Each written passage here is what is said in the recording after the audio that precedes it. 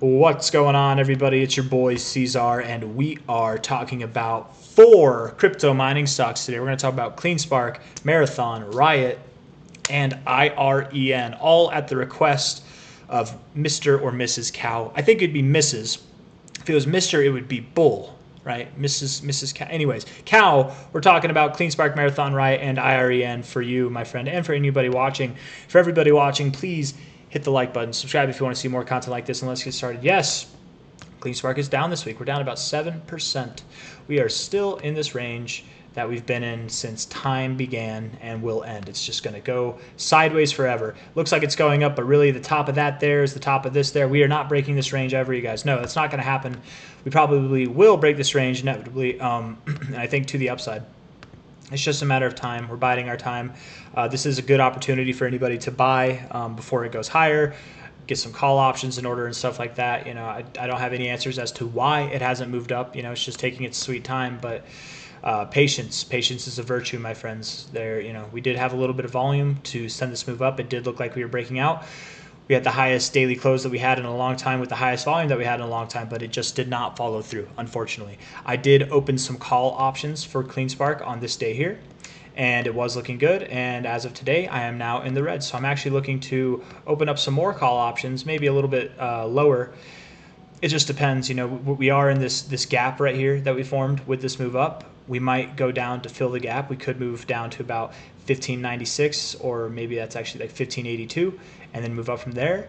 We could go all the way back to the bottom of this range, forming another higher low as we have been doing, somewhere around $15 itself, or just above, you know, 15 to 15.50, maybe just below $16, something like that, and then up. I'm not worried about CleanSpark at all. Worst comes to worst, you guys, we move down to this area, which I have long since forsaken, but we could move down there and then immediately afterwards move up, right? The last time that we had a low, we literally moved down fast, then moved up fast.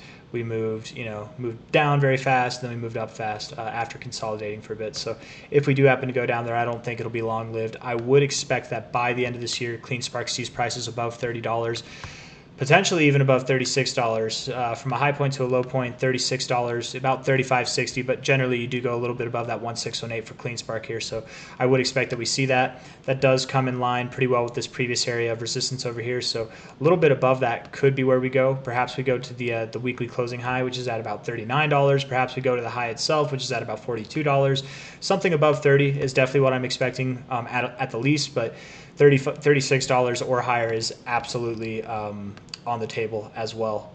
But personally, we're just moving sideways. I just think we're going to continue to move sideways until we don't. I don't expect that we'll break out to the downside. I do expect that we'll break out to the upside. If we move down, the lowest that I would see us moving down to would be about like just below $12, between like $11.50 and $12, and then from there we move on up. That would be my expectation. It would be some kind of like false breakout, and then we'd have the real move to the upside. I very much doubt that this is CleanSpark's all-time high. I very much do believe it has higher to go. If we take this high here to this low here, the fact that you just basically shredded through your 1618 and you're finding consolidation above it like this, I very much would expect the CleanSpark by the end of the cycle sees prices anywhere from $100 to $300, just above both actually by the end of the cycle. When is the end of the cycle? I can hear you asking. Nobody knows, you know. For CleanSpark, it might be April of next year. It could be January. It could be October. It's hard to say. I would expect that most of the crypto market does top off later in 2025. When I said October, I meant 2025, not October of this year. I don't think it'll top off in October. I think it'll be later than that. Sometime next year for sure is when I would think CleanSpark tops off. But the majority of the crypto markets will top off, I would assume, late Q3, if not early Q4 of next year. That's my personal expectation. I could be wrong. Maybe it's Q2. Maybe it's early Q3. Who knows? But with that in mind, CleanSpark could top off around that time as well, or earlier. Last cycle, you know, Bitcoin topped off in November of 2021. CleanSpark topped off in January of 2021. So it does not have to top off with Bitcoin, but I do think it's going to move up higher. You've got a lot more volume this cycle, month-to-month basis, a lot more. I think it's going to promote a lot of results. You're just consolidating below your previous cycle's high before shredding up to the upside. That's my personal expectation. But again, even a line like that, you know, moving all the way up here, that would be middle of next year, right? It looks like it's moving up in a straight line, but it takes time. Month after month, we will continue to grow. We're just biding our time right now, consolidating in this area, giving people an opportunity to buy, and shredding every single one of you who is taking call options or leverage trades for the short term, right? You're getting eaten up by the fees, or you're getting eaten up by the expiration dates. This is why it's very important, if you're doing call options, to have them set to like a year plus out. Yes, I expect that $30 is going to be hit by the end of the year. Full transparency, my call options expire at the end of this year, the very last week of December. But I don't think that's necessarily wise. I normally do at least a year. At the smallest that I normally do would be 6 months, but normally at least a year. And I don't do options trading all that often. And I actually should make an options trading video soon. I've been meaning to do that. Flower Child, if you're watching this, I haven't forgotten about you. I'm just trying to get the right day, get the right time. I'm procrastinating, man, is really what it comes down to. I need to just do it. But I've tried making it. I've tried making the options trading video, and it's hard for me to get all my words in the right order. But anyways, that's CleanSpark. Enough of that. Let's talk about Marathon. Dumping a little bit as well. Also not worried about it. It's down 16%. Hey, down a little bit more than CleanSpark. Yeah, false breakout for sure. But still, even with this, you're getting a higher low. I'm not worried about it. It's just biding its time before it breaks out. I would give it the same kind of analysis as CleanSpark. I would very much doubt that it breaks below this low. I would think that it does hold a higher low, and in a matter of time, maybe it's next week, maybe it's by the end of this week, who knows, but probably sometime in August, we're going to see these prices moving higher. Either August or September, I would expect to see prices at $43 to $58. That's my thoughts for Marathon. If we talk about the next one, which was it Riot and then Iren? Yes, Riot and then Iren. Riot Platforms seeing a bit of a dump this week as well. A little bit more tame. Riot, you guys, I'm serious. I've been saying it, and I thought about it literally the day that I made my options purchase for CleanSpark. I should have done it for Riot. It had a more robust pump. It had a less robust dump, a more tame dump. I have a funny feeling that this is going to be Riot's time to shine, right? Originally, in the beginning of the cycle, CleanSpark had its moment in the sun. It had its fun in the sun. It was the main star attraction. Marathon has been doing good as well. Recently, it's been like Iren and Wolf or Hut. Which one was it, Wolf or Hut, that moved up? It was Wolf and Hut. Okay, so Wolf, Hut, and Iren had their time in the sun, right? Kind of the forgotten crypto mining stocks, not the main attractions like CleanSpark, Riot, Marathon, Bitfarms, right? BTBT, BTCM, but those ones didn't do well. Bitfarms, BTBT, or I guess BTBT did all right, but was it BTCM that didn't do well? Yeah, it's kind of a dud. Every time it pumps, it dumps. But BTBT, I think, has been doing well, right? Kind of the same, actually, right? But better, I would say better than BTCM. Bitfarms itself was definitely disappointing, right? A little bit more structure to the upside, but not as impressive as CleanSpark. What I'm trying to say is CleanSpark had its fun in the sun. Iren, Hut, Wolf, they've had their fun in the sun. Riot is a very large crypto miner. It's one of the bigger ones, right? And I feel like people have forgotten about it. And being that it is a robust beast in itself, and it is seeing a larger pump than most of the crypto miners have over the last 2 weeks, and a more tame dump, I wouldn't be surprised if it pumped the most going toward the end of the year. And actually, if we look at this high here to the low, I'm not going to take that low, right? I think that's your fake out low, so I'm not going to take that. High to low here of this consolidation range, $26, $35. Yes, 35, even like the same targets as CleanSpark, $36 to $50 are on the table, but you're at $11.32, where CleanSpark's at $16. So I would think by the end of this year, you're probably going to be in this area between $26 to $35. Absolutely, you could be higher than that. So I think Riot's going to move up. It's in a nice little like falling wedge kind of pattern, right? Or like whatever you want to call it. Maybe it's a descending triangle, but I do expect it will break out to the upside. Same thing as CleanSpark, same thing as Marathon. It's waiting, it's biding its time. Any week now, it'll pump. I say any week now. It could be 4 weeks from now. It could be next week. It could be 6 weeks from now. Any week now. It does not mean that it has to be right now. Does it? It's not this week. It's not next week. It could be, but just be patient. It'll happen. Just be patient. Take these lower prices, these non-breakout prices for what they are, an opportunity to get in before the pump. Everybody, for some reason, wants to buy up here, but they don't want to buy here whenever it's been boring for months. Buy it when it's boring. Hold it while it's pumping. Don't buy it while it's pumping and then hold it while it's boring. People have it backwards most of the time, right? It sounds so easy, but it's not, right? We're emotional beings. You don't want to buy the thing that's doing this. You want to buy the thing that's doing this, right? But by the time you get up here, it's already done. You, like while it's happening, it's like it seems so obvious that you would buy here, but when you look at it retrospectively, really the obvious point is to buy it in this phase where it's just boring, where it's at the bottom of its downtrend, you know, and it's obvious in hindsight, but it's not obvious in the moment, right? Iren had bearish divergence. It's moving down right now. It had its fun in the sun, and that's okay. Just because it's moving down now, while a couple other crypto mining stocks have moved up on these like previous 2 weeks, and they're all moving down this week, to be fair, but these previous 2 weeks they were green, where IREN's moving down. That doesn't mean IREN is shit. Doesn't mean it's in the shitter. It's going down forever.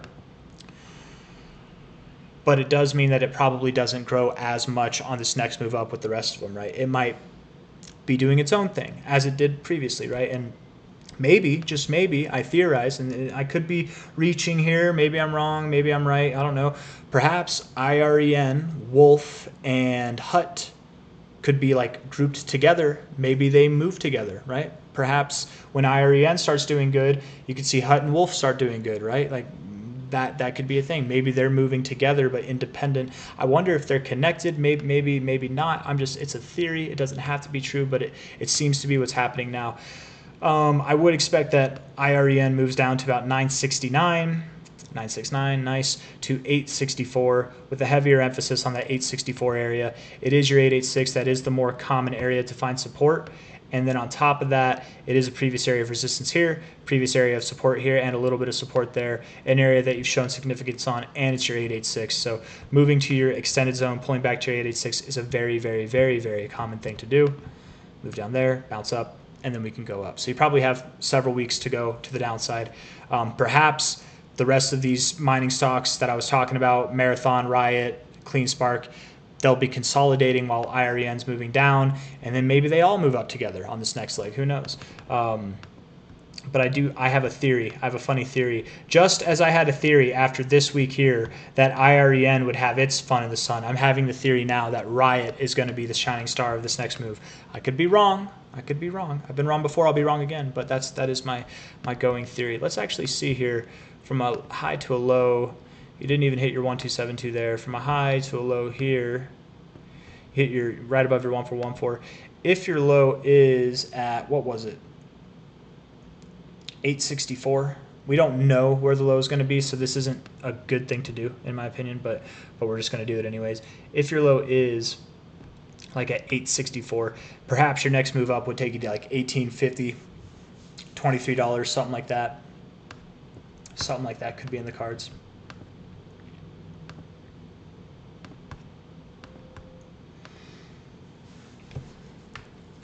Maybe your next move's all the way up at $39, man. You seem to respect this fib somewhat. Maybe your next move's at 39, like maybe, I don't know. Don't sleep on IREN, man. There is more volume being put into this, right?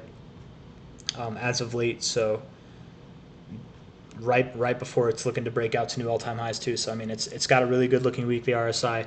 It might move down. Definitely one to throw on the radar, right? For anybody, this is my opinion, okay?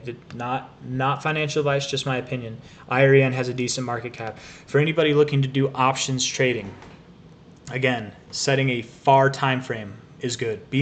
Don't be greedy, right? The closer the time frame and the higher the price, obviously the more gains you will see, but the higher risk that you'll be at too, okay?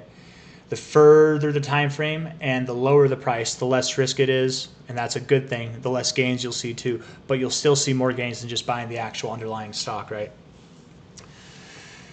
If you're gonna buy options or buy calls, buy puts, whatever, sell calls, sell puts, whatever you're gonna do, I would recommend that you do it with, look at any of them. If you're on TradingView, you click on this guy. It's probably already pulled up. I like to have it away, so like I just have the whole chart. But look at this guy. Look at their market cap. You want their market caps to be higher than $1 billion. Okay, you want there to be liquidity, because if there's liquidity, if it's a high market cap, it will likely have more liquidity than the ones that have lower market caps, right? Like if we go to Hut, I would wonder what Hut's at. Okay, that's decent. That's Hut. I didn't know that. I actually don't normally look at the market caps. This one, okay, they're all kind of decent, to be completely fair. But I know Riot, Marathon, CleanSpark, they have the higher market caps. You're more likely to be able to buy your options at a more fair price and sell them at a more fair price. I've been in the situation where I literally had an option that I was selling, a call option that I was selling at the top. I literally called it on the day, and it didn't get filled because there's no one to buy it, because it was a low liquidity stock, right? Nobody was interested in it. I was right. I even did it below like the fair value of what it should have been, and it was right. I called the top, but nobody rewarded me for that because there was nobody there to buy it. And if you want to have people who buy it, you're going to need more liquidity is essentially the answer. You're going to get more liquidity in higher market caps. So things to consider. Like, don't trade options just because it's available on Robinhood or Fidelity or whatever app you're using, whatever exchange you're using, Webull, eToro, whatever it is. Whatever has options available to you. Just because it's available doesn't mean it's a good idea, right? Just because you see an opportunity doesn't mean it's a good idea. The best way to do options is something that has high liquidity. And really, for people who are just beginning, if it sounds fun, if it sounds interesting to you, you can go ahead and try options. But I don't like recommending margin trading, leverage trading, any kind of derivative trading at all to anybody who hasn't been trading for like less than 3 years at a minimum. Really, 5 years is what you should be. If you're one of those people, it's okay. It's okay to wait and just like be patient, because trust me, more likely than not, you're going to get boned if you try doing these more aggressive tactics to make more money in a shorter amount of time. But then also with these kind of methods, if you are making money, if you are up, get in and get out. These are not investments, right? If you're doing a trade, if you're doing leverage trading, whether it's margin, whether it's options, whether it's whatever other kind of like form, get in and get out. That's the whole point, right? You get in, it's not something you hold throughout the whole cycle, right? Unless obviously if you got options that expire far out. But again, if you buy options today that expire in a year from now, that doesn't mean you have to let go of them in a year from now. You could let go of them in 2 months, at a relative high. You could let go of them in 1 month, in 6 months. You don't have to you ideally wouldn't want to hold them to the point of expiration. This isn't for the people who know what's going on with options. Obviously, you guys probably already know all this stuff. This is for the people who might be enticed by this because it sounds so enticing. It's a way to make more money. It's a way to lose more money is really how it is for most people. But if you stick to some very basic rules that I stick to myself, which is far out time frames, and I'm saying that, and I've got an expiration date that I opened up this month that closes in December. That's the closest expiration date that I've done since like 2021, like genuinely on options trades. I don't normally do it that far or that close. But far out time frame, and then something with high liquidity. If you do that, your risk for getting screwed, it goes down a lot less. But again, you want to make sure you're in something that is in an established uptrend that will continue to grow over time, right? That's the ideal. And then you wouldn't want to buy at the highs, you'd want to buy at the lows. So anyways, it all sounds easier than it is, trust me. So there's nothing wrong for any aspiring options traders or margin leverage traders out there. There's nothing wrong with taking like 1% or 0.5% of your total holdings and playing with that. You don't have to use all of it. You don't have to use 20% of your portfolio. You can take a very small amount, and if you turn it into like 10% of your portfolio or 50% or a larger amount, great, good job, you did it successfully. Now you've proven to yourself that you can do it with a larger amount, but you should still never trade with like any kind of significant amount of your portfolio. Successful traders, successful leverage traders, margin traders, options traders, margin is I think all the same, right? It's like the blanket of all of it for like a lot of derivatives, but they don't trade large portions of their portfolio. They really don't.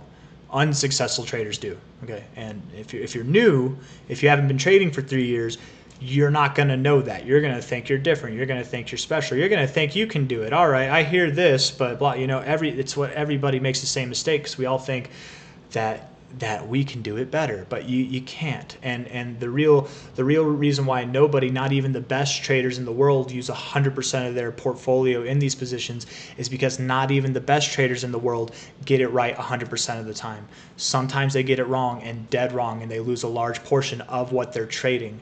That's why you use a small portion, so that if the trade blows up in your face, you have capital left invested that can grow naturally. You can live to fight another day. Okay, and that's the whole point. You manage risk. It's not about being right or wrong. When you have that 3 to 5 years of experience, you start to learn that it's not about being right or wrong. And some people learn earlier than others. Some people learn later than others. It's okay, but the longer you stay in it, the more you start to see it's not about being right or wrong. It's about the amount of risk that you're putting yourself into. So don't put yourself into risk. Really, if you're new to trading, if this is your first cycle, stay away from options trading, stay away from leverage trading. That's probably the best advice. It's not, I don't give financial advice, but that is financial advice. Just stay away from it entirely.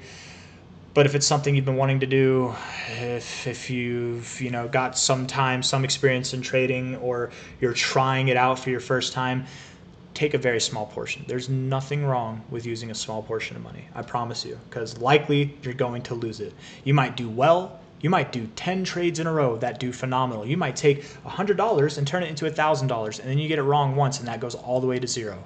And isn't it better to just lose that $100 than lose your whole portfolio? You know what I mean? Like, it's, and if I'm wrong, if you're one of those very small percentage of people who's just godlike at trading from like the beginning, which it just does not happen, then you're going to be fine starting with that small percentage anyways. Like, why risk a large percentage? I don't know. I'm going on and on, but if you like the video, hit that like button, subscribe if you want to see more content. Thank you all for being here. I will see you on the next one. Those are my price targets for everything. Blah, blah, blah. Bye-bye. I'll see you tomorrow.